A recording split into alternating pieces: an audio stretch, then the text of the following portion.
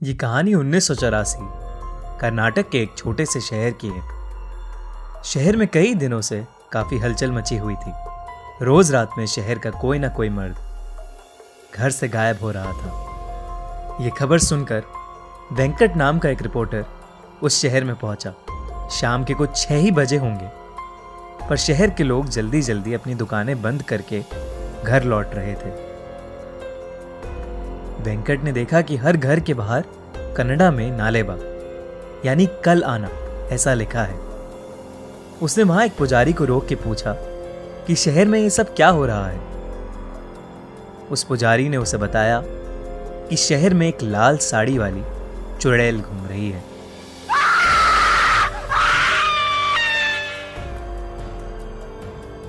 वो रोज रात में घर घर जाके जोर से दरवाजा खटखटाती है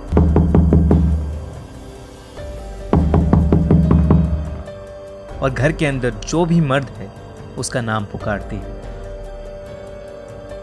कोई भी आदमी उसकी आवाज को नजरअंदाज नहीं कर पाता और दरवाजा खोल देता है।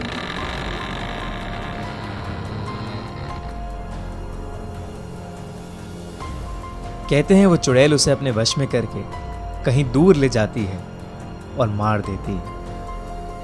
इसीलिए शहर के लोगों ने उससे बचने के लिए घर के बाहर नालेबा लिखना शुरू किया, जिसे पढ़ के वो आज नहीं बल्कि कल आए और यही सिलसिला जारी रहे। इतना कहकर वो पुजारी जल्दी जल्दी अपने घर के रास्ते चला गया।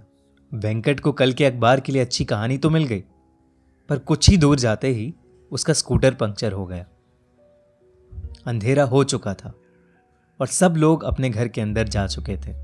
अचानक से वेंकट को लगा कि उसके आसपास कोई है, तो वो स्कूटर लिए तेजी से आगे चलने लगा। किसी ने बहुत ही मधुर आवाज में उसका नाम पुकारा, वेंकट, वेंकट। वेंकट ने जैसे ही स्कूटर के शीशे की ओर देखा, वो स्कूटर वहीं छोड़ के बहुत तेजी से आगे भागा। वो एक छोटे से मकान में जाके छिप गया और दरवाजा अंदर से कस के बंद कर लिया। दरवाजे पर जोर जोर से खटखट होने लगी और उसे अजीबो गरीब आवाजें सुनाई देने लगी। वेंकट बुरी तरह डरा हुआ था। कुछ देर बाद जब सारी आवाजें शांत हुई तो उसने बहुत हिम्मत करके दरवाजा खोला।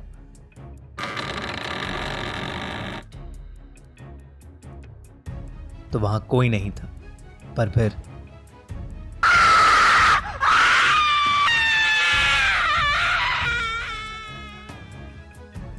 सुबह हुई तो वेंकट उसी घर में बेहोशी की हालत में पड़ा मिला।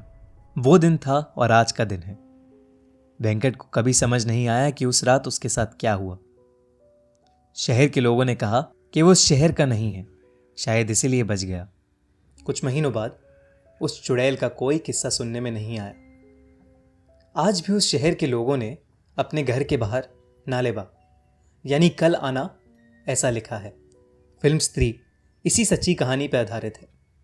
सब्सक्राइब करिए और सुनिए हर मंडे एक ऐसी ही सच्ची हॉरर स्टोरी।